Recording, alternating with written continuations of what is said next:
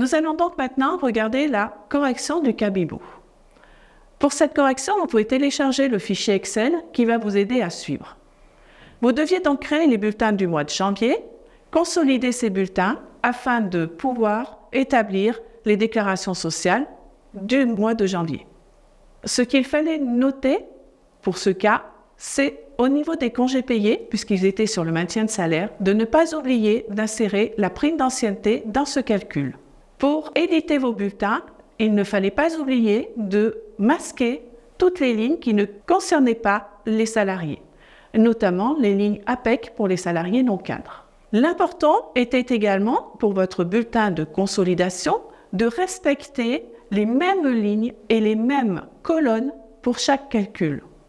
Il suffisait après de reporter les montants de chacun des collaborateurs sur le bulletin consolidateur. À partir de ce bulletin consolidateur, vous deviez après répartir toutes les cotisations en fonction des charges que vous devez payer.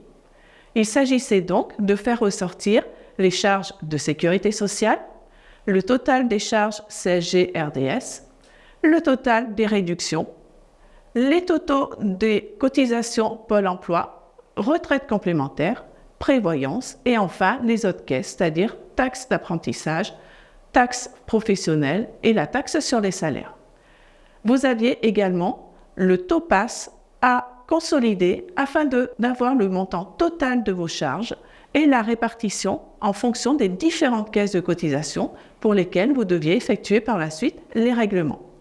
La correction est assez explicite, donc je vous invite à la regarder avec beaucoup de soin et surtout vous avez les calculs de votre bulletin de consolidation pour vous montrer comment on peut, à partir de ces 3 bulletins, consolider l'ensemble des cotisations sociales.